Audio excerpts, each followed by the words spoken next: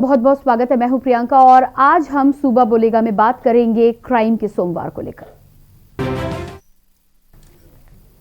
अंबेडकर नगर में अकबरपुर कोतवाली क्षेत्र के रॉयल मार्ट में बाइक सवार बदमाशों ने जनसेवा केंद्र संचालक को गोली मार दी और 3 लाख नकदी लूट कर फरार हो गए। घायल को जिला अस्पताल में भर्ती कराया गया है, जहां इलाज जारी है। आपको बता दें कि जनसेवा केंद्र संचालक बैंक में पैसे जमा कराने पहुंचा था।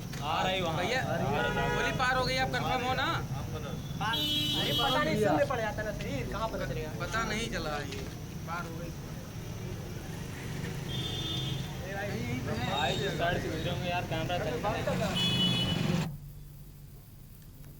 क्राइम के सोमवार में दूसरी खबर गाजियाबाद से है। दिल्ली से सटे गाजियाबाद में बदमाशों के हौसले बुलंद नजर आ रहे हैं। पुलिस की लाख कोशिशों के बावजूद भी बदमाश बेखौफ अपने मंसूबों में कामयाब होते हुए नजर आ रहे हैं। देर रात लोनी थाना क्षेत्र के टोली मोहल्ले में एक कपड़ा व्यापारी और उसके 2 बेटों की गोली मारकर हत्या कर दी गई, जबकि व्यापारी की पत्नी गंभीर रूप से घायल बताई जा रही है। वारदात की सूचना मिलते ही पुलिस महकमे में हड़कंप मच गया। इसकी सूचना जैसे ही पुलिस को मिली, पुलिस के आला अधिकारी भी मौके पर पहुंचे। पुलिस के कई अधिकारी कई एंगल से इस वारदात की जांच करने में जुटे हुए हैं। मामले के खुलासे के लिए विशेष टीम का भी गठन किया गया। इस तिहरे हत्याकांड से क्षेत्र में दहशत का माहौल बना हुआ है।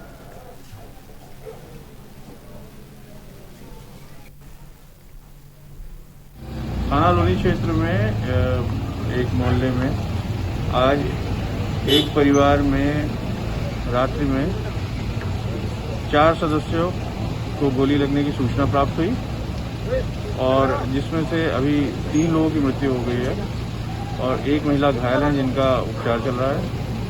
घटनास्थल का हम लोगों के द्वारा निरीक्षण किया। फील्ड यूनिट और डॉग स्क्वाड यहाँ मौके पर मौजूद है।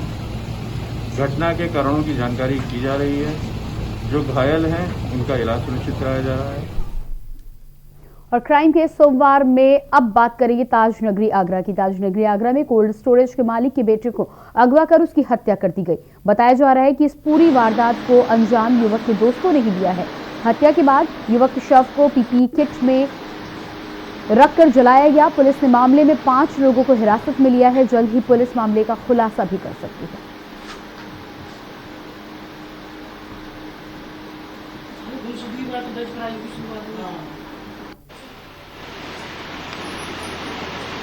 दोस्त है सुमित आसवानी और उनका साथियों लोग ने मिलके उसका सचिन का अपने आप बुलाया, ले गया, घर से ले गया उन लोग।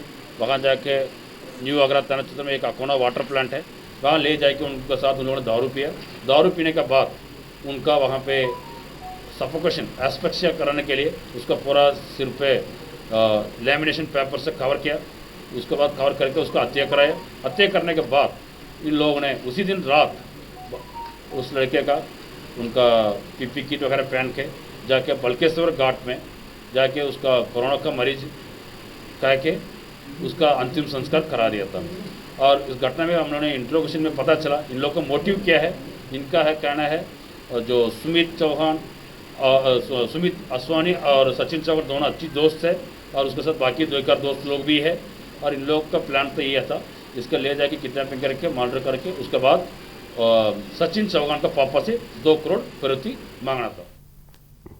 तो क्राइम के सोमवार में आपको दिखाते हैं 3 तस्वीरें। तीनों ही जगह की ये घटना स्थल की तस्वीरें हैं। अंबेडकर नगर में पहली तस्वीर आप अंबेडकर नगर की देख पा रहे हैं, जहां पर कर्मचारी के ऊपर गोली चलाई गई।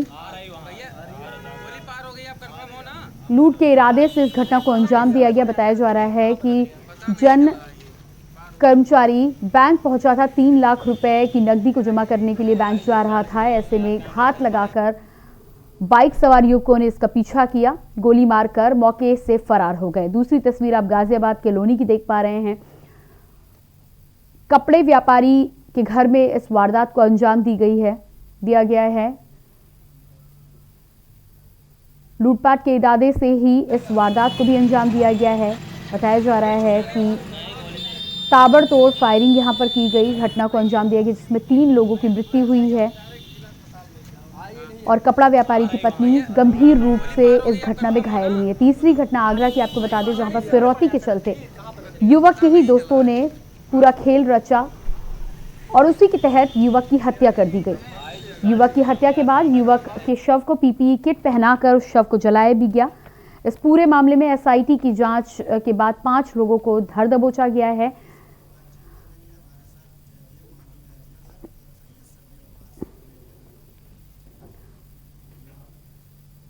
तो क्राइम की सोमवार में आज हम इन 3 घटनाओं की बात करेंगे। जिस तरह से आज सोमवार के दिन उत्तर प्रदेश के अलग अलग शहरों में, अलग अलग जिलों में इस तरह की घटनाएं कहीं ना कहीं अंजाम इन घटनाओं को मिला है। उत्तर प्रदेश की जो पुलिस है उसका खौफ दबंगों के बीच नहीं रह गया है और यही वजह है कि अलग अलग जगहों पे इस तरह की घटनाओं को अंजाम दिया गया है। इन घटनाओं के बारे में विस्तृत से जानकारी लेने के लिए, साथ ही साथ क्या कुछ स्थिति है, किस तरह से जांच आगे बढ़ाई जा रही है, इस तमाम स्थिति का जायजा लेने के लिए हमारे साथ लगातार बने हुए जयवीर मावी, संवाददाता गाजियाबाद, साथ ही साथ सैयद शबी अब्बास, संवाददाता अम्बेडकर नगर भी हमारे साथ बने हुए हैं।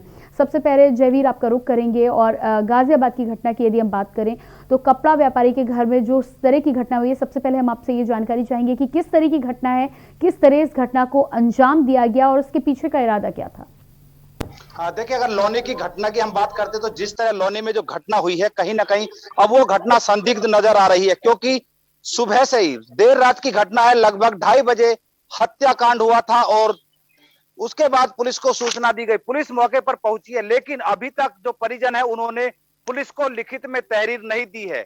हालांकि पुलिस ने अपनी तरफ से तीनों शवों का पोस्टमार्टम करा दिया है, लेकिन पुलिस लगातार जो परिजन है उनसे संपर्क में है और उनसे तहरीर देने की बात कर रही है। परिजनों ने एक तहरीर दी और उसको कुछ ही देर बाद वापसी ले लिया है कि अभी तहरीर दोबारा दी जाएगी। उसके बाद अभी तक जो शिकायत पत्र है वो नहीं दिया गया। हालांकि अपने स्तर पर भी कई कोणों से जांच कर रही है, लूट का एंगल भी उसमें है और आपसी विवाद भी, क्योंकि जिस तरह परिवार के लोग लगातार बैकफुट पर नजर आ रहे हैं, कहीं ना कहीं अब हत्याकांड की अगर हम बात करें तो कहीं ना कहीं संदिग्ध नजर आ रहा है। लेकिन अगर हम लोनी के हत्याकांडों की बात करते तो लोनी में तमाम हत्याकांड लगातार चल रहे हैं। बदमाश लगातार पुलिस को चुनौती दे रहे हैं। आपको बता दें कि अब से 5 महीने पहले लोनी कोतवाली के गांव सरौली में जैनी बैसला को बदमाशों ने घर से बाहर बुलाकर गोली मारकर हत्या कर दी थी। वहीं इस हत्याकांड के गवाह सुरेंद्र की 25 फरवरी को चिरौड़ी के मेन बाजार में, जो मुख्य बाजार है, वहां पर गोलियों से भूनकर हत्या कर दी थी। गाजियाबाद के ही लोनी की बात करें तो ट्रोनिका सिटी में 1 करोड़ रुपए की जो डकैती हुई थी उसका अभी तक पुलिस खुलासा नहीं कर पाई है। तमाम ऐसे अपराध हैं जो लोनी में हुए हैं, लेकिन पुलिस अपराधियों तक अभी नहीं पहुंच पाई है और पुलिस को अपराधी लगातार चुनौती दे रहे हैं। वहीं पुलिस के जो अधिकारी हैं लगातार दावा कर रहे हैं कि जो जांच है उनके जो जांच के अनुसार वो जल्द से जल्द इस मामले का खुलासा करेंगे। लेकिन अभी तक अगर बात करें तो चाहे डकैती का काम मामला हो या फिर हत्याकांड का मामला हो, आपको बता दें कि लोनी कोतवाली में 5 से ज्यादा ऐसे महिलाओं के शव मिले हैं जिनकी अभी तक शिनाख्त नहीं हो पाई है। गनौली जो लोनी विधायक नंदकिशोर गुर्जर का गांव है, उनके गांव में भी तालाब में एक महिला का शव मिला था। लगभग 8 महीने उस शव को हो चुके हैं, लेकिन पुलिस के हाथ खाली हैं। तो कहा जा सकता है कि जिस तरह गाजियाबाद के लोनी में पुलिस को बदमाश लगातार चुनौती दे रहे हैं और अपराध दर अपराध कर रहे हैं, वहीं पुलिस हर कांड के बाद केवल जल्द खुलासे का आश्वासन देती है, लेकिन खुलासा नहीं हो पाता है। तमाम ऐसे मामले हैं जो पुलिस की कार्य प्रणाली पर सवाल उठा रहे हैं। आपको बता दें कि गाजियाबाद के डीआईजी रेंज के अधिकारी एसएसपी हैं अमित पाठक, उनके इस गाजियाबाद की बागडोर संभालने के बाद भी लगातार गाजियाबाद में अपराध हुए हैं और लोनी में कोई अपराध नहीं हो, जो अपराधी हैं वो नहीं पकड़े जा रहे हैं, लेकिन पुलिस लगातार दावा करती है कि अपराधियों को पकड़ा जाएगा। ऐसे में जब लगातार अपराध हो रहे हैं और अपराधी बेखौफ होकर लोनी में अपराध जैसी की जो घटनाएं हैं उनको, जो वारदात है उनको अंजाम दे रहे हैं और आसानी से फरार हो रहे हैं, तो कहीं ना कहीं जो पुलिस की कार्य प्रणाली है उस पर सवाल उठते हैं। पुलिस के जो दावे हैं वो खोखले नजर आते हैं। आज भी मेरठ के आईजी प्रवीण कुमार इस घटनास्थल पर पहुंचे थे और उन्होंने आश्वासन किया था कि कुछ जो इस हत्याकांड से महत्वपूर्ण सुराग उन्हें मिले हैं और जल्द इस मामले का खुलासा कर दिया जाएगा। लेकिन तमाम जो पहले भी जो अपराध हुए हैं उनमें आईजी रेंज पहुंचे थे, एडीजी राजीव सब्बरवाल पहुंचे थे, जो लूट हुई थी उस डकैती के उस कार्य निरीक्षण करने पहुंचे थे घटनास्थल का, और उन्होंने वहां पर जो बयान दिया था तो उन्होंने कहा था कि जो पुलिस है, पुलिस को महत्वपूर्ण सुराग हाथ लगे और जल्द ही घटना का खुलासा कर दिया जाएगा। लेकिन महीनों बीत जाने के बाद भी वो दावे खोखले नजर आ रहे हैं और हत्या के साथ साथ जो डकैती थी उनका किसी भी जो बड़ी वारदात है उनका खुलासा गाजियाबाद पुलिस नहीं कर पा रही है। गाजियाबाद पुलिस लगातार केवल अगर बात करें तो जिस तरह के जो लोनी की अगर हम बात करते हैं, गाजियाबाद का जो लोनी शहर है, 90 के दशक की अगर हम बात करते हो तो उससे ज्यादा अपराध इस समय लोनी में हो रहे हैं। लोनी के जो नेताओं की बात करते हैं, जो जनप्रतिनिधियों की बात करते हैं, तो लोनी को राम राज्य की बात करते हैं, उनका वो तमाम जो दावे करते हैं। और अगर दावों की बात करें, जब वो लोगों को संबोधित करते हैं तो कहते हैं कि लोनी में अब अपराध कम हुए हैं, पहले अपराध होते थे लेकिन अब उससे भी ज्यादा अपराध लोनी में लगातार हो रहे हैं। और जो प्रतिनिधियों से सवाल इस बात पर किया जाता है तो सब प्रतिनिधि इन बातों का जवाब नहीं देते हैं। हालांकि गोलमोल घुमा घुमा कर इन सब बातों का वो जवाब देते हैं और ज्यादातर मीडिया के सवालों से बचते हुए नजर आते हैं। वहीं जो पुलिस अधिकारी हैं, पुलिस अधिकारी भी मीडिया के सवालों को केवल एक रटी रटाई कहा जा सकता कि जिस तरह की थीम उन्होंने बनाई हुई है कि सोशल मीडिया पर बाइट भेज देते हैं, बयान अपना भेज देते हैं ताकि जो पत्रकार हैं वो उनसे क्रॉस सवाल ना कर सके, उस घटना से जो संबंधित सवाल ना उठा सके। और अधिकारी केवल मीडिया पर, सोशल मीडिया पर। और इस घटना के बारे में और भी जानकारी लेंगे। हमारे साथ अमिताभ ठाकुर, पूर्व आईपीएस लखनऊ से जुड़े हुए हैं। सर, आपका बहुत बहुत स्वागत है कार्यक्रम में।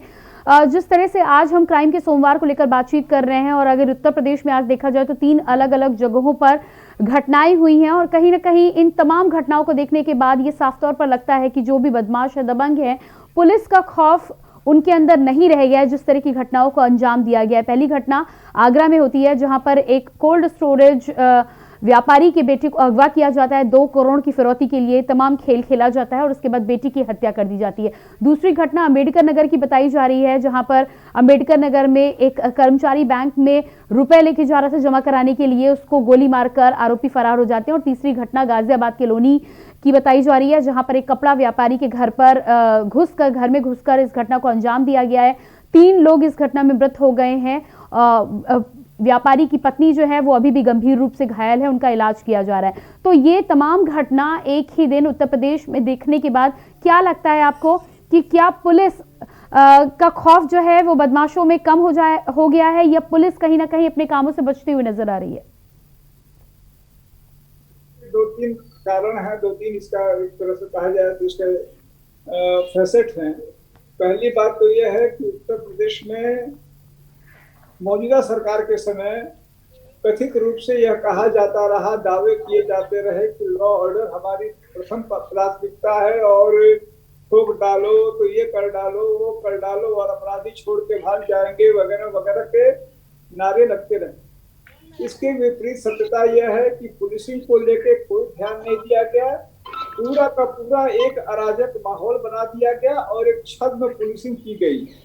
मेरी निगाह में, मेरी समझ में ये सूडो पुलिसिंग थी जो बिल्कुल फेसबुक और ट्विटर और सोशल मीडिया पर ही हुई।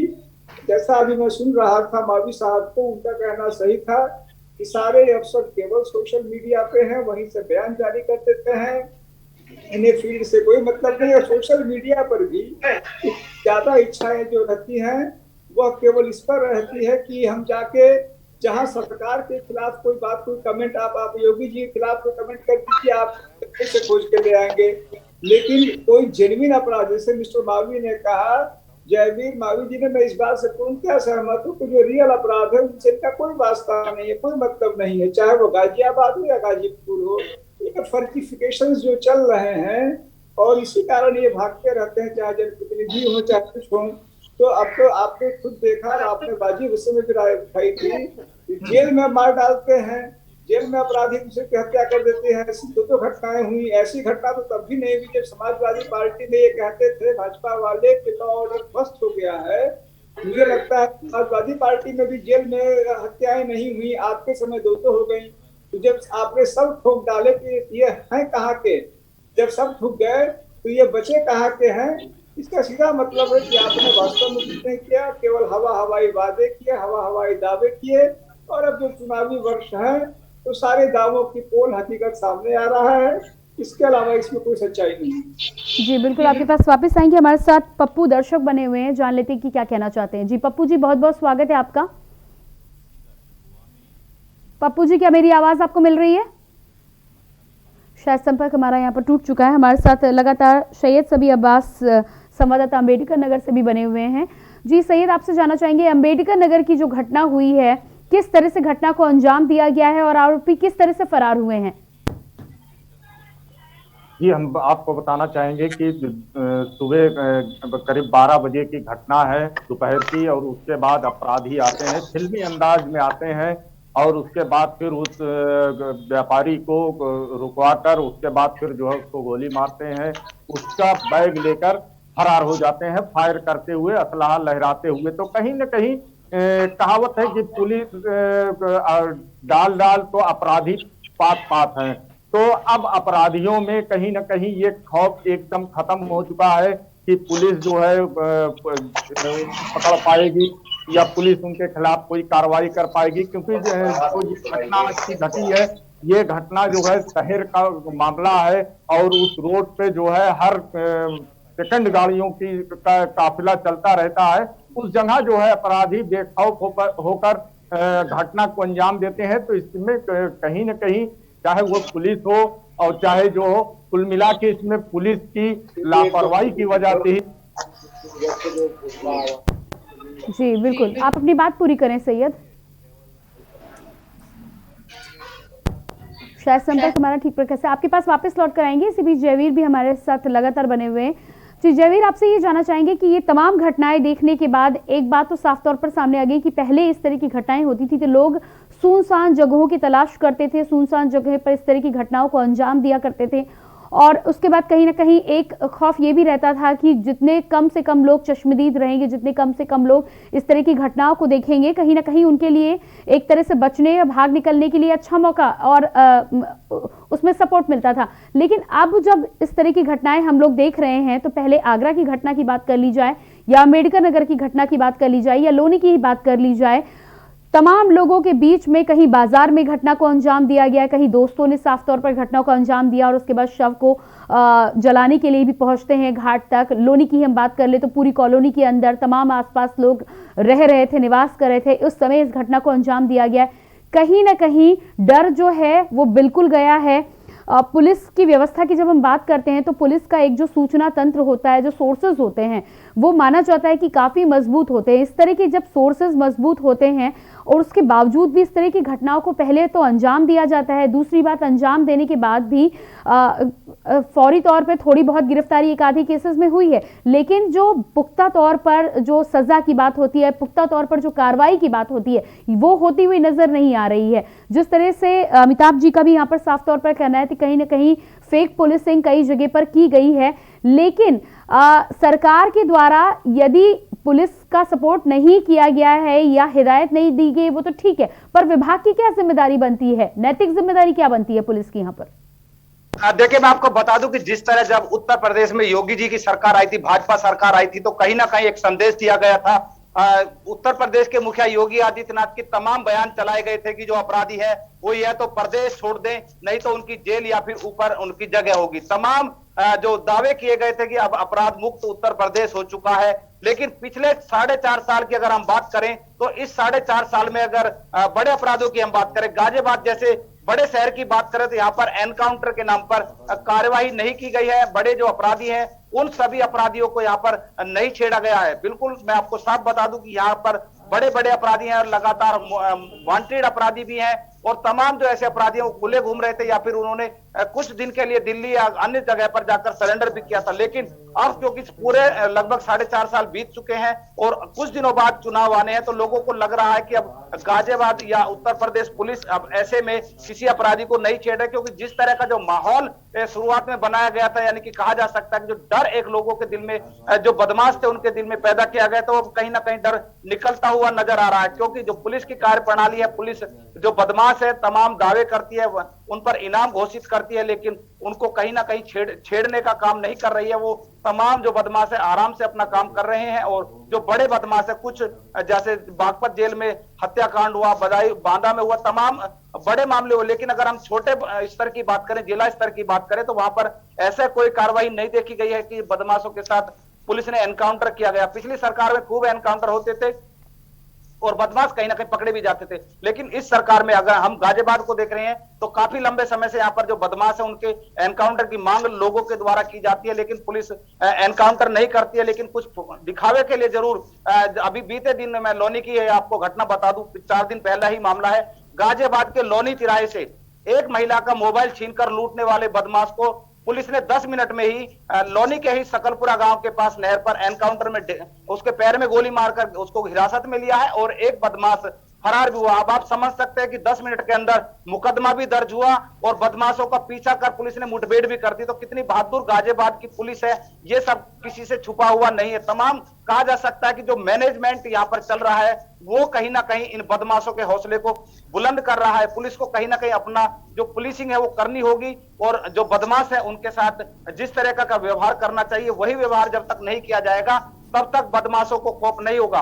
और आज के अगर हम हत्याकांड की बात करते हैं, जहां पर यह हत्याकांड हुआ है, तिहरा हत्याकांड हुआ है, वहां पर कहा जा सकता है कि परिंदा भी पर नहीं मार सकता। इतनी जो छोटी जगह है वहां पर तमाम जगह चारों तरफ मकान बने हुए हैं, निकलने के कोई रास्ते वहां पर उपलब्ध नहीं है। एक मुख्य मार्ग है और वहां पर भी छोटा गेट एक लगा हुआ है। तो ऐसे में बदमाशों का वारदात करना, और वहीं जो स्थानीय निवासी है उनका कहना है कि जब बदमाशों को घेर लिया गया था तो उन्होंने वहां पर फायरिंग की, 10 से 15 राउंड फायरिंग की। हालांकि पुलिस इस फायरिंग से इनकार कर रही है। पुलिस की बात करें तो गाजियाबाद पुलिस, मेरठ आईजी प्रवीण कुमार जी भी इसमें जो हत्याकांड हुआ इस मामले में लूट से इनकार कर रहे हैं। उनका कहना है कि यहाँ पर लूट जैसी कोई वारदात नहीं हुई है, ऐसे कोई लक्षण यहाँ पर नहीं मिले। लेकिन परिवार के लोगों का साफ कहना है कि उनके घर में लूट हुई है और लूट का विरोध करने पर हत्याकांड हुआ। तो ऐसे में कहीं ना कहीं जो पुलिस की थ्योरी है, जिस तरह पुलिस वहां पर बयान दे रही है, अपने आप में सवाल उठा रही है क्योंकि जो पीड़ित है। लेकिन अगर हम बात करें तो पीड़ित का भी कहीं ना कहीं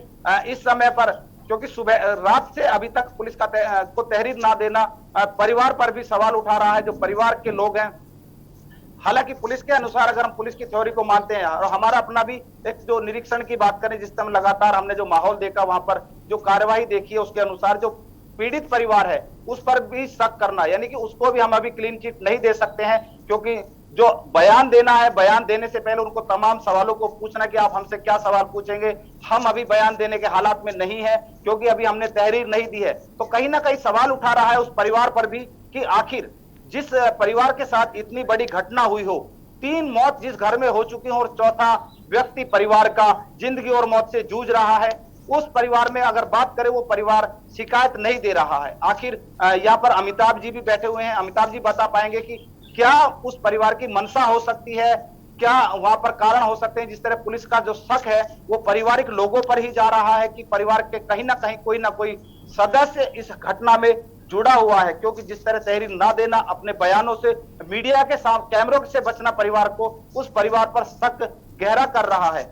हम भी उस परिवार को क्लीन चिट नहीं दे रहे हैं, लेकिन हत्याकांड होना और पुलिस को इस मामले में अभी भी कोई क्लू ना मिलना अपने आप में भी सवाल उठा रहा है। और जिस तरह जो हत्याकांड हुआ है उसके बाद जो पुलिस की कार्य प्रणाली है, जो पुलिस की कार्यशैली है, वो कहीं ना कहीं जिस तरह पुलिस ने कहा कि वहां पर जो लूट नहीं हुई है, डकैती नहीं हुई है, लेकिन हत्याकांड हुआ है। अगर परिवार तहरीर नहीं देता है तो क्या पुलिस की जिम्मेदारी नहीं बनती कि अपनी तरफ से उस पर मुकदमा जांच कर उस पर कार्रवाई की जाए, जो दोषी हैं उनको उनके अंजाम तक पहुंचा जाए। तो कहीं ना कहीं गाजियाबाद पुलिस का जो इकबाल है वो कहीं ना कहीं खत्म होता हुआ नजर आ रहा है।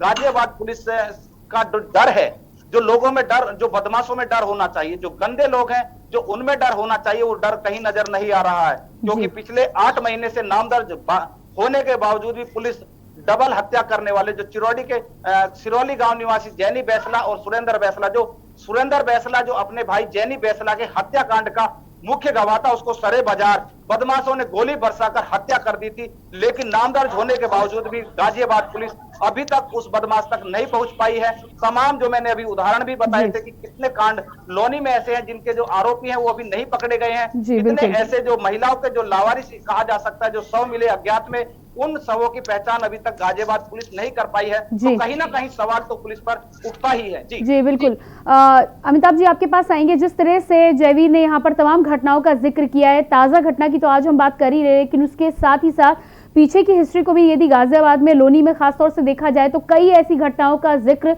हमारे संवाददाता जयवीर ने किया है जिनको लेकर अभी तक पुख्ता तौर पर कोई खुलासे होते हुए नजर नहीं आए। आपका क्या मानना है कि इस तरह की जब घटनाएं होती है, जब पिछली घटनाओं को लेकर ठीक तरह से पुलिस का रवैया नहीं होता है, ठीक तरह से अपराधियों की धरपकड़ नहीं की जाती है, तो एक और तो दबंगों के हौसले बुलंद होते हैं, दूसरी बात यह भी है कि जिन सोर्सेस की बात की जाती, माना जाता है कि पुलिस का जो सिस्टम होता है मुखबिर के तौर पर, उनके संपर्क सूत्रों के तौर पर वो काफी मजबूत होता है और ऐसे में पुलिस को किसी भी अपराधी को पकड़ना थोड़ा टाइम जरूर लग सकता है लेकिन मुश्किल नहीं होता है। ऐसे में कहां कहां कमी है और क्या पिछली हिस्ट्री को देखते हुए दबंगों के जो हौसले वो और ज्यादा बुलंद होते हैं कि कोई कार्रवाई होती नहीं है, थोड़े दिनों के लिए कार्रवाई इधर उधर होगी और उसके बाद वो एक बार फिर से खुले घूमते हुए नजर आएंगे? देखिए, जो मेरा आपका अनुभव है या मेरी सोच है तो ये है, मैंने इससे भाजपा के राज्य में अधिक देखा है। देखिए, ऐसा नहीं है कि पहले नहीं था, पहले भी हमने देखा उस चीज को और काफी ज्यादा दिख रहा है। वो ये है कि जो अपराधी सीधे नेताओं के शरण में जाता है और नेता अफसर को आदेश देता है, तो पॉलिटिकल जो है योगी जी हैं वह ऊपर से देंगे कि सबको जो उन्होंने शब्द यूज किया ठोक डालो, वो कहेंगे ठोक डालो और ऊपर से नीचे से सब ठोक डालो। जैसे मान लीजिए कि गूंज रहा हो, गूंजता रहेगा, ये ऊपर में हवाई नीचे में ये होता है। इसने अपराध किया वो लोकल के पास, ब्लॉक प्रमुख के पास पहुंचा, वो विधायक के पास पहुंचा, विधायक ने एसएसपी को आदेश दिया, एसएसपी ने दरोगा को आदेश दिया और मामला ठप पड़ गया। तो जो बात आपने बहुत वाजिब कही है, ये जयवीर ने जो कहा, समस्या ये फंस जाती है कि क्या वास्तव में जो पुलिस वाले हैं वो एक्शन करना चाहते हैं। उसका उत्तर यही मिलता है कि वो चाहते हो ना चाहते हो वो कर नहीं रहे हैं, क्योंकि कहीं ना कहीं उनके आका, उनके जैसे दरोगा के लिए आका तो एसएसपी होता है, डीआईजी होता है, तो डीआईजी और आईजी को जब फोन किया तो उनके हाथ पांव ढीले हो गए। उन्होंने कहा भाई इसको छोड़ दो, एक छूटा दूसरा छूटा, और जो आदमी जिस पर भी मैं तो देख रहा हूँ जिस पर भी पॉलिटिकल एक्शन हो रहा है वो सब कहीं ना कहीं पॉलिटिकली दूसरी पार्टी के हैं। मैंने इनके 5 साल में योगी मैं दावा कर सकता हूँ कि 5 साल में इन्होंने एक आदमी भारतीय जनता पार्टी का नहीं छुआ। मायावती जी थी, मायावती जी ने अपने शासनकाल में अपने सांसद रमाकांत यादव को अपने आवास पे बुला के पुलिस के हवाले कर दिया था, क्योंकि उसने एक निजी और कमजोर व्यक्ति का घर ढा दिया था अपने योगी आदित्यनाथ के साथ सहारनपुर एसएसपी के घर जाके उसने उस सांसद ने उस एसएसपी उसकी पत्नी को सरेआम गाली गलौज किया।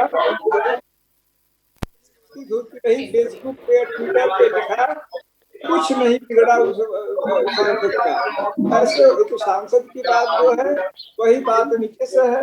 अब कल परसों योगी जी कह रहे हैं कि हम सारे मुकदमे भाजपा में उठा लेंगे। क्या भाजपा के गंगा में नहाइए, त्रिवेणी नहाने के बराबर हो गया।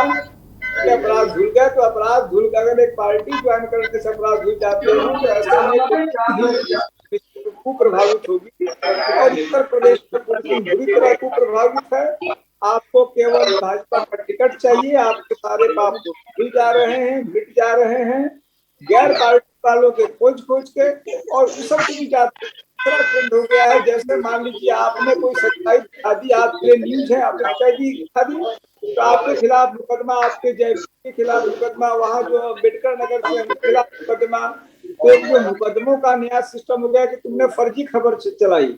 अब ये जैसे कह रहे हैं एक लाइन एक्स्ट्रा बोल दी इनको मुकदमा दर्ज हो जाएगा। मुकदमों का नया सिलसिला हो गया है कि बंद कर दिया जाए आपका। बिल्कुल अमिताभ जी आपके पास वापस लौट कर आएंगे। इसी बीच हमारे साथ ओपी सागर जी भी पूर्व आईपीएस जुड़े हुए हैं, आपके पास भी वापस लौट कर आएंगे, लेकिन फिलहाल एक छोटे से ब्रेक के लिए हम यहाँ पर रुक रहे हैं। दर्शकों, लगातार क्राइम के सोमवार को लेकर हम चर्चा कर रहे हैं। लगातार उत्तर प्रदेश में 3 जगह घटनाएं हुई हैं, हत्याएं हुई हैं, लेकिन पुलिस की इस मामले में जो भूमिका है वो पूरी तरह से ठीक नजर नहीं आ रही है। ठीक तरह से काम करने के ना चलते दबंगों के हौसले यहाँ पर बुलंद नजर आ रहे हैं। इसी पर हम चर्चा करेंगे, लेकिन फिलहाल रुकेंगे एक छोटे से ब्रेक के लिए। आप देख रहे हैं के न्यूज, खबरों का सारथी। जुबान के लिए उड़ चला गैरों की ज़मीं पर, खुशबू अपने पन की ढूंढता। दूर कितना भी जा, इस जुबान से दूर ना जा पाओगे। विमल, बोलो जुबान केसरी।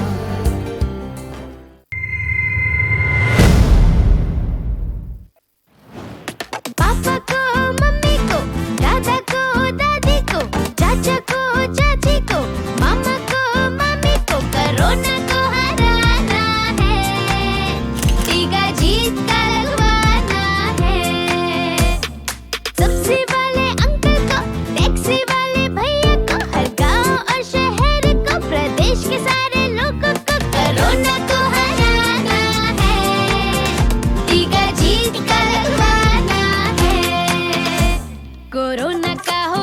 खत्म, खुल के जिए भविष्य में हम।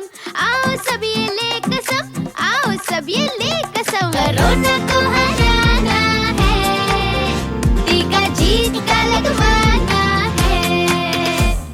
हर कोई हरदम मास्क लगाए, 2 गज की दूरी निभाए, हाथ धोकर सफाई अपनाए। कोरोना को हराना है, टीका जीत का लगवाना है। चलो टीका जीत का लगवाएं, कोरोना को हराएं। पूरे प्रदेश में निशुल्क टीकाकरण अभियान में 18 वर्ष से अधिक उम्र वाले सभी नागरिक मुफ्त टीका लगवा रहे हैं। आप भी cowin.gov.in पर या जन सुविधा केंद्रों पर पंजीकरण करवाएं। शीघ्र ही टीका लगवाएं, सुरक्षा कवच बनाएं, लगवाएं टीका जीत का।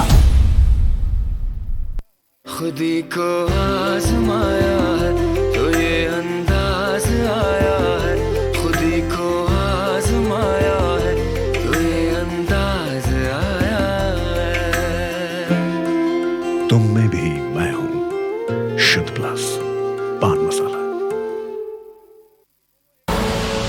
आप देख रहे हैं के न्यूज, खबरों का सारथी।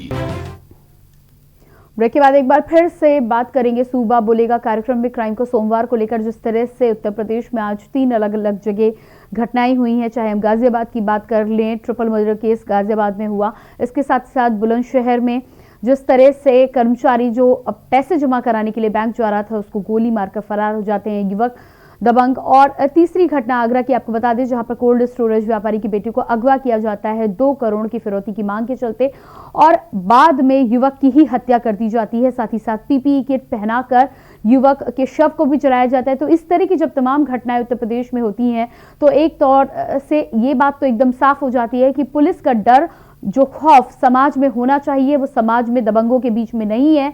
तभी इस तरह की घटनाओं को खुलेआम अंजाम दिया जा रहा है।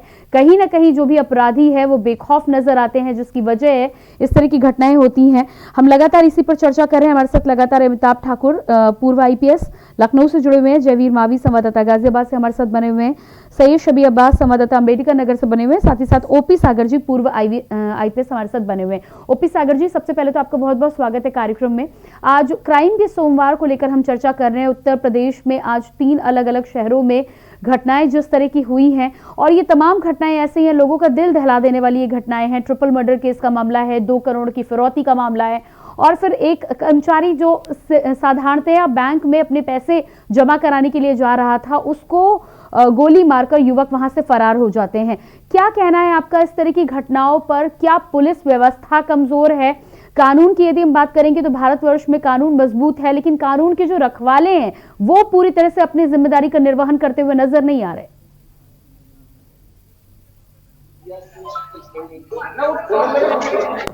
जी ओपी सागर जी, क्या मेरी आवाज आपको मिल पा रही है?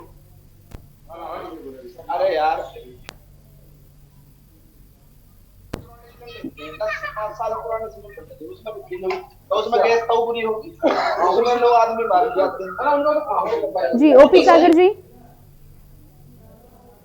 ओपी सागर जी, क्या मेरी आवाज आपको मिल रही है? आपकी आवाज हम तक ठीक प्रकार से पहुंच नहीं पा रही। अपने फोन के अनम्यूट बटन को आप एक बार चेक कर लें। म्यूट कर दिया मैंने।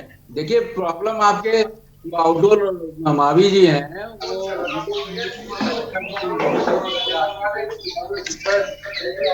जी ओपी सागर जी, आपसे अनुरोध करेंगे, अपनी टीम से मैं अनुरोध करूंगी एक बार फिर से आपसे कांटेक्ट करने की कोशिश करें। यहाँ पर नेटवर्क में काफी दिक्कतें आ रही हैं, इसकी वजह से आपकी आवाज अब तक ठीक प्रकार से पहुंच नहीं पा रही है। हमारे साथ लगातार सैयद शबी अब्बास भी बने हुए हैं। सैयद, आपसे इस मामले की जानकारी चाहूंगी। अम्बेडकर नगर में जिस तरह की घटना हुई है और जिस तरह से आपने बताया कि फिल्मी अंदाज में युवक वहां से गोली चलाते हुए, असलहा दिखाते हुए फरार हुए हैं, क्या इस मामले में पुलिस के जिम्मेदार अफसर कुछ वहां पर कह रहे हैं, कुछ जानकारी दी गई है? किस तरह से आगे की कार्रवाई की जा रही है अम्बेडकर नगर में? जी, हम आपको बताना चाहेंगे कि इस मामले को लेकर जब अधिकारियों से हमारी बात हुई, हमने जब उनसे पूछा कि इस तरीके की घटना दिन दहाड़े हो जाती है, तो उन्होंने कहा देखिए कि हम जो है इस पे जांच कर रहे हैं, ये जांच का विषय है, और सीसीटीवी फुटेज भी जो है हमारे पास आ गया है। उसके आधार पर इन अपराधियों के तक जो है हम पहुंच जाएंगे और जल्द से जल्द इसका खुलासा करेंगे। लेकिन कहीं न कहीं एक सवाल ये भी उठता है कि यही पुलिस जो है अपराधियों के यहाँ जाती है तो उनको फोन करके जाती है कि हम आ रहे हैं आपके यहाँ दबिश देने, इतने बजे मैं आऊंगा, मिलोगे कि नहीं मिलोगे। कि इस तरीके अगर पुलिस ही अपराधियों से गठजोड़ बनाकर अगर काम करेगी तो फिर ये कानून ही नहीं रह जाएगा कि जो है पुलिस जो है अगर अपराधी को बता कर जाए कि हम आ रहे हैं पकड़ने, घर पे रहोगे कि नहीं रहोगे या मिलोगे कि नहीं मिलोगे। तो ये अपने आप में एक बड़ा सवाल है। जब अंबेडकर नगर ही नहीं पूरे प्रदेश में इस तरीके की घटनाएं चल रही हैं कि पुलिस अब बदमाशों का पुलिस से बिल्कुल खौफ एकदम खत्म होता जा रहा है। जिस तरीके से पुलिस जो है अपराधी को देखकर भी नजरअंदाज करती है, इस तरीके की घटना लगभग हर जिले में रोज आ रही है। जी, और लगातार हमारे साथ ओपी सागर जी बने हुए, एक बार फिर से संपर्क साधने की कोशिश। ओपी सागर जी, क्या मेरी आवाज आपको मिल पा रही है अब? जी, मैं तो आपको बहुत अच्छा सुन रहा हूँ। जी बिल्कुल, अब आपकी आवाज हमको मिल रही है। मेरा सवाल यहाँ पर ये था कि जिस तरह से इस तरह की घटनाएं हो रही हैं, कहीं ना कहीं एक बात तो साफ है कि दबंगों के मन में पुलिस का खौफ नहीं रह गया है। कानून यदि मजबूत है तो क्या कानून के रखवालों में कमी है? देखिए, रखवालों में ऐसी सच कोई कमी नहीं है। अपराधी बड़ा शातिर होता है, तेजी से काम करता है, कार्रवाई करके भाग जाता है। उसके लिए जो हमें कार्रवाई करनी होती है, देखिए सांप निकल जाने के बाद लकीर पीटना तो आम परिपाटी है, परंपरा है। मेरा ये कहना है, अभी देखिए अम्बेडकर नगर से भी आपके संवाददाता बोल रहे थे, अम्बेडकर नगर मैं भी एसपी रहा हूँ 1 साल, और मैं देखिए कहीं भी आपके अपराधियों का पहले से पता लगाकर नहीं रखेंगे तो उन पे दबाव नहीं बनेगा। उनका पहले से पता लगाया जाए। टॉप 5 लिस्ट बनती थी, गुंडा माफियाज की लिस्ट बनी थी, अपराधियों की लिस्टें बनती थी, वो सब कार्रवाई लग रहा है नगण्य है। उसको पता नहीं किस दबाव में सही लिस्टें नहीं बनाते हैं। भाई चौकी इंचार्ज, चौकी के बीट के सिपाही, ये अपने अपने क्षेत्र में पूरा पता करें, खंगालें उसमें कि कहाँ अपराधी है, कौन अपराधी है, किस प्रकार का अपराध करता है, उनको दर्ज करके और उनके खिलाफ कार्रवाई करें। उनको जो पहले से ही निरोधात्मक कार्रवाई करके उनको अंदर कर दें, तो फिर वो अपराध करने के लिए मौजूद ही नहीं रहेगा। ये बहुत इम्पोर्टेंट है। हम उस काम में चूक जाते हैं। बाद में तो देखिए आजकल तो सीसीटीवी फुटेज वगैरह भी मिल जाता है। तो हम लोग के टाइम में वहां अब से 12-13 साल पहले तो कोई बताने वाला भी नहीं, जिससे पूछो सामने देखा हुआ फिर भी वो कह देता है मुझे नहीं मालूम साहब, मैं तो इधर चला गया था, उधर चला गया था। तो ये जो है अपराधी से डर होता है पुलिस के सामने, इसलिए जुबान नहीं खोलते हैं कि बाद में अपराधी उन्हें परेशान करेगा, बाद में पुलिस जो है उनको गवाही के लिए रख लेगी। तो ये जो उनको खुद को सताए जाने का भय होता है, इसलिए वो पुलिस को कोऑपरेट नहीं करते हैं। तो मेरा यही है कि पुलिस को कोऑपरेट करें, आम जनता को चाहिए कि इसमें सहयोग करें। अगर उनको कहीं असुरक्षा की भावना होती है तो पुलिस प्रोटेक्शन उनको कोर्ट भी आदेश करती है, खुद स्थानीय स्तर पे एसपी इसमें आदेश कर देगा, वो वहां से उसको प्रोटेक्शन मिल जाएगा। तो डरने की बात नहीं होती है। अपराधियों से मुचैठा तो लेना ही पड़ेगा, आज नहीं तो कल नहीं तो आज किसी और के साथ हुआ है, किसी दिन उन्हीं के साथ भी घटना हो जाएगी। ये बात दिमाग में हर आदमी को रखना चाहिए। इसलिए अपराधी पे पहले से नकेल कसना जरूरी है, और अगर घटना हो जाती है तो उसके बाद में तो बहुत तेजी से कार्रवाई हो, पता लगाए कैसे कहते हैं किस मोडस ऑपरेंडी है, कार्यविधि क्या है, कौन अपराधी हो सकता है, तो ताबड़तोड़ उनके दबिश देके उनको गिरफ्तार करा जाए, जेल जाए। तो आपने जो बातें कही है वो ठीक कही है, लेकिन यही जो तेजी आप कह रहे हैं, यही तेजी देखने को नहीं मिल रही है। क्योंकि गाजियाबाद की यदि हम बात करें तो हमारे संवाददाताओं ने कई ऐसी घटनाओं का जिक्र किया है।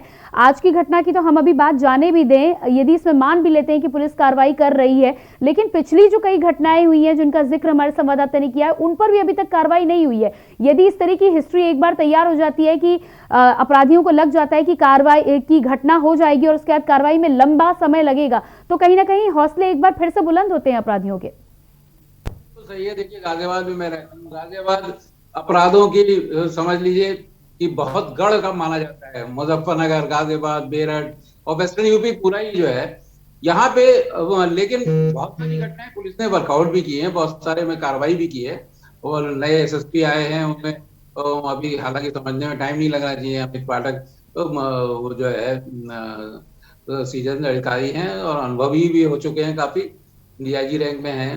तो मैं समझता हूँ कि अपराधियों का पता लगाएं और उनके ऊपर कार्रवाई करें। ये हर कोई कहेगा, आम आदमी पब्लिक कहेगी, हम रिटायर्ड पुलिस ऑफिसर कह रहे हैं, सीनियर पुलिस ऑफिसर्स भी यही कहेंगे। तो मैं समझता हूँ कि ये जो घटनाएं नहीं वर्कआउट हुई हैं, लेकिन सबसे बड़ी बात ये कि कुछ घटनाएं नहीं लिखने का जिक्र आया, आप यहाँ पर भी आया, कुछ लखनऊ वाले केस में भी आया हुआ था। तो घटनाएं लिखी जरूर जाए, लिखी नहीं जाएंगी तो फिर उस पर वर्क कैसे होगा? लिखेंगे तभी तो कार्रवाई होगी। इसलिए मेरा यही आपके चैनल के माध्यम से भी अनुरोध है कि सारी घटनाएं यथावत, जो वादी कह रहा है, कंप्लेनेंट कह रहा है, क्योंकि घटना तो उसके साथ हुई है। अगर लगता है पुलिस को जांच में कि कुछ कमी है, कुछ गलत बोला है, तो उसको पुलिस उसी तरह से विवेचना के दौरान सही कर सकती है। अपने से पहले से ही शुरू में क्यों उसमें दावपेच दिखाने लगे? इसलिए अपराध रजिस्टर हो, पंजीकृत होने के बाद में तुरंत विवेचना हो, तुरंत कार्रवाई हो। जी बिल्कुल ओपी सागर जी, ये तमाम चीजें तो तब सही से हो सकती हैं जब व्यक्ति की मंशा हो ठीक तरह से काम करने की। मंशा पर आप क्या कहना चाहेंगे? क्योंकि कई बार जिस तरह से सैयद का भी कहना है कि अपराधियों की धरपकड़ से पहले कहीं ना कहीं सूचना उन तक पहुंच जाती है। इसका मतलब है कि यदि पूरे पुलिस डिपार्टमेंट पर हम आवाज यहाँ पर नहीं उठा रहे हैं, पूरे उस पर सवाल नहीं उठा रहे हैं हम, लेकिन कहीं ना कहीं जिस तरह की घटनाएं सामने आती हैं, मिली भगत की बातें सामने आती हैं, खबरें सामने आती हैं, तो ये बात भी साफ तौर पर सच है कि कहीं ना कहीं मिली भगत रहती है जिसका फायदा उठाते हैं अपराधी। देखिए, बहुत ज्यादा मिली भगत नहीं रहती है, जैसा कह रहे हैं कि बता के जाते हैं कि हम आ रहे हैं, ऐसा नहीं है। ऐसा जो है शायद 100 में 1 केस होता हो, मतलब 99% में ऐसा नहीं होता है। तो ये मान्यता तो बहुत गलत है, ये धारणा लोगों को बदलनी चाहिए। पुलिस को सब जानकारी रहती है, पुलिस जो है कर रही, ये भी बहुत गलत धारणा है। देखिए, पुलिस जनता का सहयोग चाहती है, अपराधियों को पहले से बता के रखे कि ये अपराध कर रहे हैं, लेकिन पुलिस के पास इसलिए नहीं जाते कि पुलिस उनसे बदतमीजी करती है, पुलिस उन्हीं को जो है फंसाने के। तो ये जो मंशा वाली बात है, जहां तक वो मंशा वाकई पैदा करनी पड़ेगी। और अभी ये भी कहा कि पॉलिटिकल आका लोग हैं वो दबाव बनाए रहते हैं ताकि कार्रवाई ना हो उनके आदमियों के खिलाफ में, भले ही वो अपराधी हो, उन्होंने क्राइम किया हो। ये जो है बहुत चिंता की विषय है। ऐसे में फिर भी पुलिस को कार्रवाई करनी चाहिए। अभी भी काफी ऐसे अधिकारी हैं कि किसी भी प्रकार का राजनीतिक दबाव नहीं मान रहे हैं, और बहुत अच्छी बात है, मानना भी नहीं चाहिए। क्योंकि आप देखिए, इस विषय में माननीय मुख्यमंत्री जी का भी स्पष्ट निर्देश है और वो इस बात को बर्दाश्त नहीं करेंगे। क्राइम कंट्रोल पे उनकी भी प्राथमिकता है। मायावती जी का जैसे नाम लेके कह रहे थे कि उन्होंने गिरफ्तार कराया था, तो वो ठीक है, वो भी एक बहुत अच्छा एक उदाहरण था, ऐसा अनुकरणीय उदाहरण है। लेकिन कोई अपराधी वहां पहुंचेगा तब न कराएंगे, फिर वो तो पॉलिटिकल लोग थे, उनको गिरफ्तार करा देना आसान है। लेकिन मेन जो अपराधी हैं, उन अपराधियों क्या हो जो हत्या कर रहे हैं, मर्डर के अलावा मर्डर के साथ में लूट भी कर रहे हैं, डकैती भी कर रहे हैं, तो रेप कर रहे हैं, ये अपराधी साधारणतया कहीं नेता के पास ऐसे नहीं जाते हैं, छिपते छिपाते रहते हैं, दूर से दबाव बनवाते रहते हैं, कोर्ट के माध्यम से सरेंडर होने की कोशिश करते हैं ताकि पुलिस की पकड़ में ना आए। वहाँ पकड़ में नहीं आते हैं तो वो जो है जाहिर सी बात है अपने हिसाब से चले जाते हैं। पुलिस का स्टडी रिमांड नहीं मिलता, कोर्ट्स का भी इसमें काफी असहयोग रहता है, क्योंकि वहां पर वकील लोग ऐसी दलीलें पेश करते हैं जिसके आधार पर फिर वो जो है उनको रिमांड नहीं मिलता है। पुलिस रिमांड नहीं मिलेगा, पूछताछ नहीं करेंगे, पुलिस रिमांड मिलेगा भी तो इतनी बंदिशें लगा के भेजते हैं कि उसमें पूछताछ की ही नहीं जा सकती। वकील साथ जी बिल्कुल। तो कहीं ना कहीं पैसों के चलते, भ्रष्टाचार के चलते तमाम तरीके से शिकंजा ऐसा कसा जाता है कि कहीं ना कहीं केस कमजोर हो, और उसका फायदा ये तमाम अपराधी और दबंग हमेशा लेते रहते हैं। आपके पास वापस लौट कर आएंगे। इसी बीच हमारे साथ कॉलर उमेश जैन जी जुड़े हुए हैं, जान लेते हैं कि क्या कहना चाहते हैं। उमेश जैन जी, स्वागत है आपका कार्यक्रम में, अपने विचार रखिए, आप क्या कहना चाहते हैं? जी नमस्कार। ये कहना चाहा था कि उत्तर प्रदेश में पुलिस का शासन बिल्कुल फेल है। जी ये कहना चाहा था, देश में पुलिस का सिस्टम पूरी तरह से फेल हो चुका है। पुलिस के ऊपर ऐसे वक्तों का ही काम पड़ती है, जिस केस में पैसे मिल जाते हैं उसी में कार्रवाई होती है, अदरवाइज कोई कार्रवाई नहीं होती। प्रशासन का इससे कोई डर नहीं है, कहीं पर भी वारदात कर देते हैं, इस पर किसी तरह का तोड़ नहीं है, क्योंकि पे ऐसे बंदे हुए होते हैं बड़े अधिकारियों के, इसलिए ये बिल्कुल नीचे होकर काम करते हैं। संस्थानों से पैसे मंत्री लेते रहेंगे तो बड़े अधिकारी कोई कार्रवाई नहीं करेंगे। जी बिल्कुल जी, हमें कॉल करने के लिए आपको बहुत बहुत धन्यवाद उमेश जी। आपका बिल्कुल ठीक कहना है, कहीं ना कहीं कमी तो विभाग में भी है और कमी इस पूरे प्रशासन में, पूरे तंत्र में भी नजर आ रही है, जिसका फायदा कहीं ना कहीं अपराधी उठाते हुए नजर आते हैं। एक बार फिर से रुक करेंगे, हमारे साथ लगातार ओपी सागर जी बने हुए हैं। ओपी सागर जी, एक सवाल मेरा यहाँ पर ये था कि जिस तरह से आपने अपराधियों को पहले से लिस्ट में नामजद करके उन पर कार्रवाई करने की, कहीं ना कहीं डर बनाने की बात कही है, एक घटना जो आगरा की सामने आई है वो घटना साफ तौर पर उन तमाम युवकों की है जो उस मृतक युवक के दोस्त माने जा रहे थे। यकीनन ऐसे में ये माना जा सकता है कि इन तमाम लोगों ने पहले बहुत ज्यादा घटनाओं का अंजाम नहीं दिया होगा, जिस तरह से उनकी हिस्ट्री के हिसाब से सामने आ रहा है। ऐसे में इस तरह की घटनाएं जब होती हैं तो कहीं ना कहीं जो रसूखदार लोग होते हैं वो करप्शन के चलते भी बहुत ज्यादा फायदा उठाते हुए नजर आते हैं। दूसरा पहलू यहाँ पर ये भी देखना चाहेंगे कि जिस तरह से हमारे संवाददाता सैयद का कहना है कि कहीं पर तो केस ही दर्ज नहीं होता है और कहीं पर गाजियाबाद और लोनी की हम यदि बात कर ले तो यहाँ पर आईजी भी पहुंचते हैं, मेरठ से आईजी पहुंच जाते हैं, एसआईटी की टीम भी बना दी जाती है। तो वीआईपी कल्चर और ये हाई प्रोफाइल केस का जो तरीका है डील करने का, ये आपको क्या लगता है कि इसे बदलना चाहिए? केस को केस की तरह देखा जाना चाहिए, अपराध को अपराध की तरह देखा जाना चाहिए, ना कि उसके क्लास और वीआईपी कल्चर के हिसाब से कार्रवाई होनी चाहिए? बिल्कुल सही कह रही है। देखिए अब ऐसा नहीं है होती है कि आधार पर सीनियर ऑफिसर्स को मौका मुआयना करते हैं। अगर आईजी रेंज जाते हैं या एडिशन में एडीजी जोन जाते हैं तो वो इस लेवल की घटना होती है, कोई पॉलिटिकल दबाव या पॉलिटिकल रीजन से नहीं जाते हैं, अनलेस कि ऐसी कंट्रोवर्शियल स्थिति पैदा हो गई हो कि एक राजनीतिक दल कुछ कह रहा हो, दूसरा कुछ कह रहा हो और उस पर बहुत बड़ा जो है तमाशा खड़ा हो गया हो, तो उसमें सीनियर ऑफिसर जाते हैं, अपना मार्गदर्शन।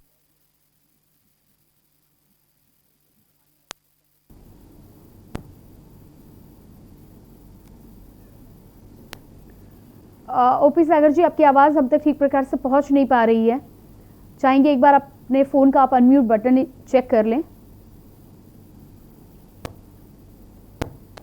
आवाज आ रही है? जी जी बिल्कुल आ रही है।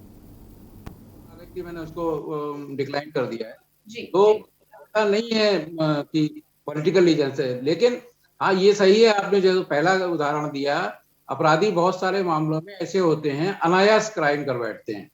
क्राइम का देखिए पैटर्न ऐसा मैं मानता हूं कि समाज में इतना जहर घुल गया है, तो और इस तरीके से जो सामाजिक परिदृश्य है उसमें अपराध की तरफ बहुत जल्दी आदमी लालायित होता है, चाहे वो पैसे की वजह से, आपसी दुश्मनी की वजह से, प्रेम प्रसंग की वजह से। ऐसे सभी मामलों में एकदम अचानक हथियार उठा लेना या अचानक कोई ऐसी कार्रवाई करना जो अपराध की श्रेणी में आता है, ये एक सामान्य सी बात हो गई है। इसको रोकने के लिए देखिए यही होता है, जब कोई अपराध हो इस तरीके का, उसमें तुरंत कार्रवाई हो, उसको उस कार्रवाई को बहुत प्रचार प्रसार दिया जाए, उसको कहा जाए कि अगर इस तरीके से जो है कोई भी घटना अगर करेगा तो उसका ये हश्र होगा। और ऐसे सारे मामलों में मैं चाहता हूं कि तुरंत कोर्ट में सुनवाई हो और उनको तुरंत जो है उनके एविडेंस के हिसाब से उनको तुरंत सजा दी जाए, और इस जो कोर्ट का निर्णय हो जिसपे की सजा दी जा रही है उसको बहुत अच्छे तरीके से प्रशासन को चाहिए, पुलिस प्रशासन को चाहिए कि उसको बहुत विज्ञप्ति दे के छपाए, और ताकि जनमानस पे एक असर हो कि इस प्रकार का अपराध करने पे तुरंत कार्रवाई होती है और कार्रवाई होने के बाद में वो जो है सजा भी मिलती है। 13 दिन में मुकदमे में सजा हुई है इसी देश में। तो मैं समझता हूं कि इस तरीके के उदाहरण। जयवीर, आपके पास आएंगे। आगरा की घटना की यदि हम बात करते हैं जयवीर, तो जिस तरह से गाजियाबाद में आपने जिक्र किया है, ट्रिपल मर्डर केस है, बड़ी घटना थी, मेरठ के आईजी वहां पे पहुंचे थे, अच्छी बात है, जिस हिसाब से जांच आगे बढ़ रही है यकीनन कुछ ना कुछ निकलकर सामने आएगा।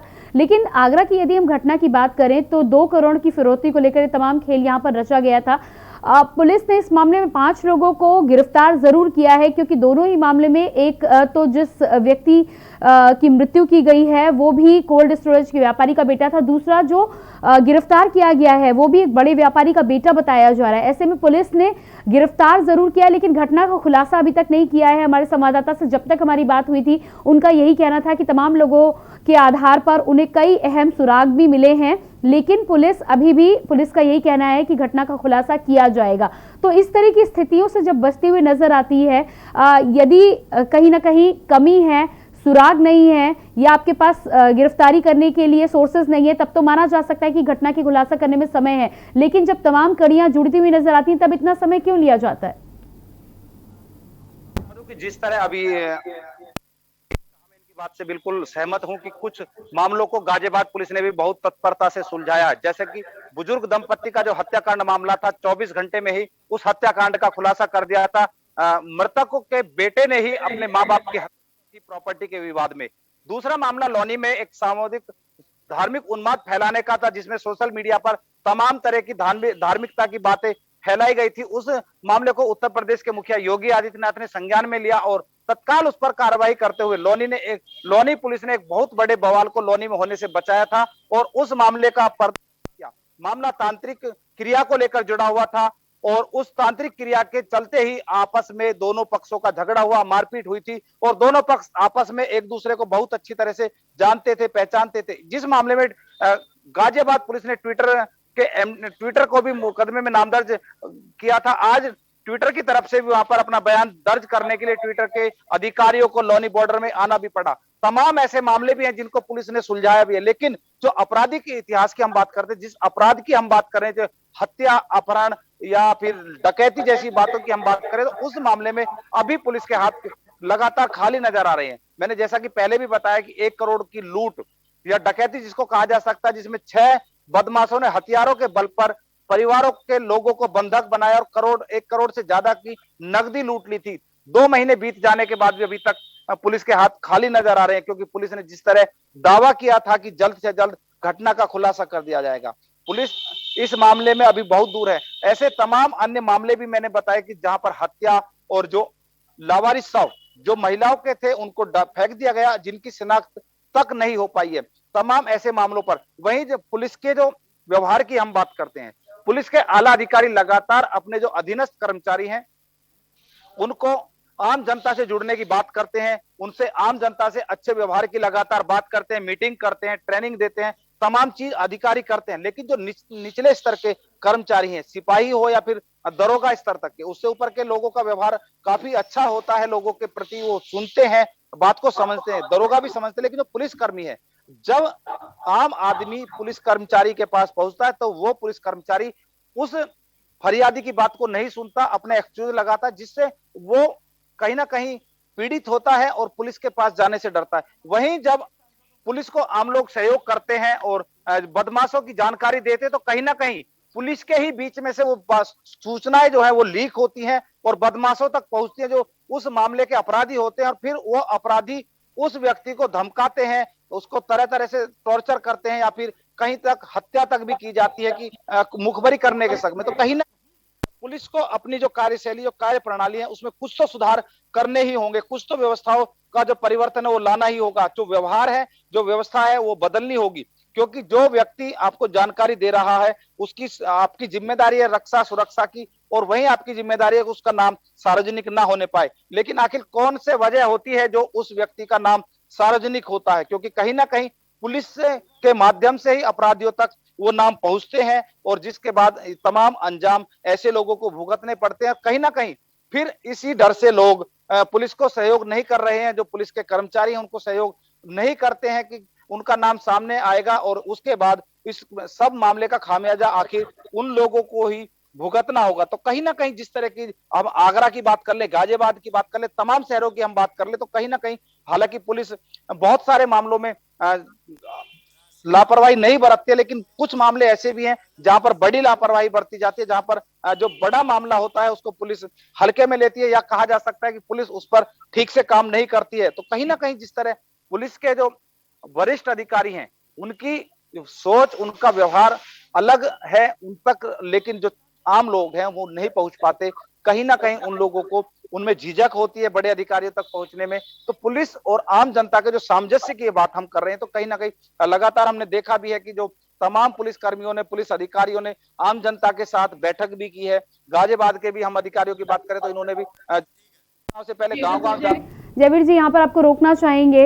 इस तमाम जानकारी के लिए आपका बहुत बहुत शुक्रिया। सैयद, आपका भी बहुत बहुत शुक्रिया, और साथ ही साथ ओपी सागर जी, हमसे जुड़ने के लिए आपका भी बहुत बहुत शुक्रिया।